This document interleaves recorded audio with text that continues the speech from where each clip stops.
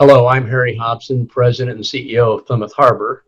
And I'm Karen Novak, the Administrator for Strategic Healthcare Initiatives. Hi, Karen. Karen, I thought it'd be a good idea for us to give our Friday update to all of our residents, team members, and families today. So Sure. I think this is going to be a relatively brief update, but always an important one. So why don't we start with the COVID update on what's going on here on our campus? Currently, we have 6 of our staff members that are positive, but 4 of the 6 are actually waiting for their second negative to come back. The tests have been sent out, and any day we're anticipating the results to come.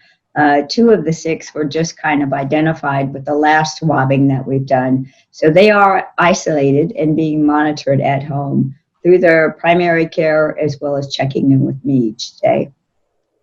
So and that's on the team member side. How many of those are symptomatic versus asymptomatic? We have 4 of the 2 are almost totally asymptomatic, and just the 2 new ones are a little bit symptomatic. They've got the aches and the pains, and one of them does have a fever, but a little unique to each individual, this virus is.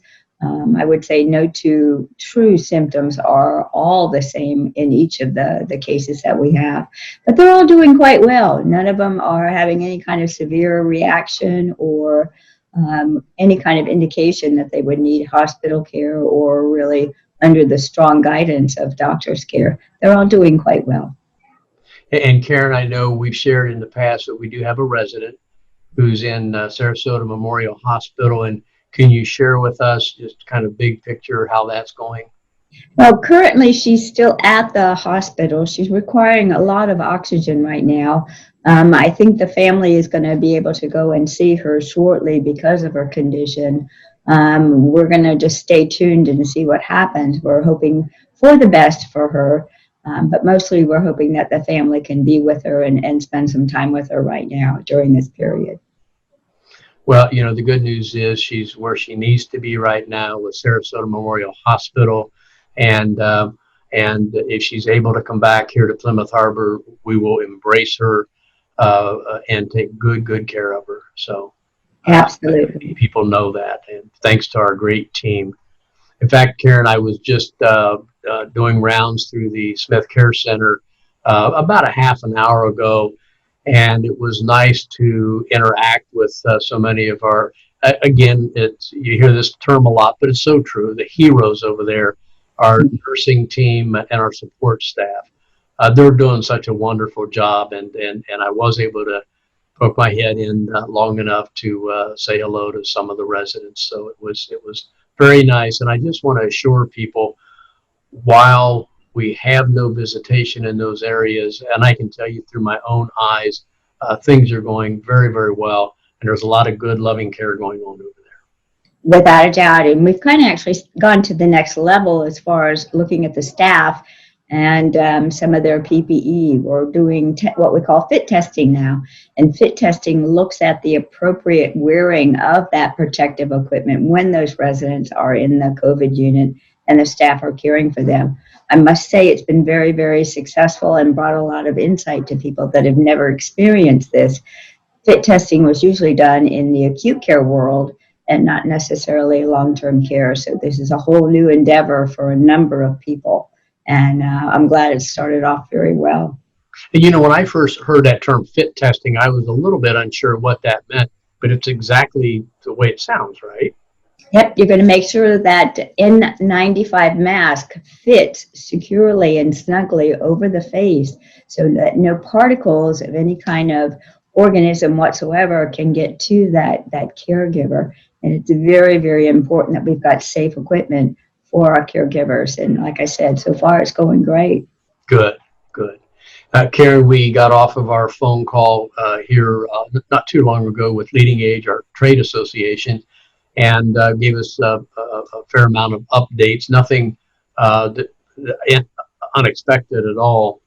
But share with me regarding the rapid test and where we are from the state of Florida, how we're doing with that. Sure. Last week they sent out over 600 rapid testing machines, and it's gone over so well. They're actually going to start sending out some more machines beginning next week, and they're anticipating sending out another 600.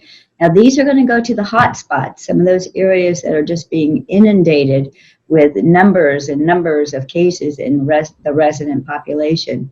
As a whole, here at Plymouth Harbor, we're doing unbelievably very, very well, in that we've not seen our residents really have the effect that some facilities are having with COVID. So this is one of those times it's okay not to get one of those machines from the government.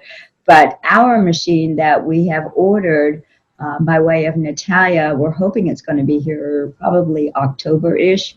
Okay. I'm really looking forward to it. Yeah, I looked at that long list of what they consider hot spots, if you will, on the priority list. And quite candidly, I was pleased to see Sarasota County down so low on that list. So it means that we're doing things right. I have to tell you, too, I would say the last week, maybe 5 to 7 days, I've noticed a difference out in the community with people wearing their mask a whole lot more than they were a couple of weeks ago. And I think that that says a lot. So people are starting to listen and appreciate that. So yes, I think the mask ordinance has really helped, not only in Sarasota, but Manatee County also adopted that just recently as well. So, it's nice to see that responsibility and accountability being really looked at and happening. It's been shown greatly through the research that if we just wear our masks and keep that social distance, you can actually, over a period of time, reduce the COVID incidence by about 90%. So, we're doing all we can here at Plymouth Harbor, and we really appreciate your cooperation with those masks and that social distance. very good. Well, mentioning social distancing, it's interesting also. Let me just mention one other thing. I read a term recently. We see if I can get this right. We talk about social distancing, and that we all want to be more social, and they're starting to put a twist on that, which is giving us all a challenge in the right direction. And instead of saying social distancing, it's distant socialization. So encouraging the socializations, but just remembering that distance. So I think Plymouth Harbor is going to see our team members come together and figure ways to do a bit more socializing from a distance.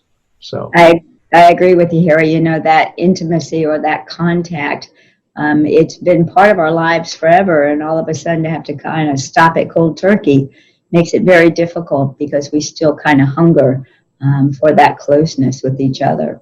we weren't educated that way, and we certainly, our careers have taught us to be more social than not. So we'll get back there.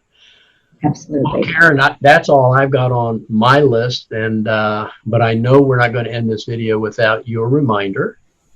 Please remember to keep that social distance of at least 6 foot perimeter around you at all times. It's really important. You want to make sure you hit those high contact areas with an antibacterial wipe.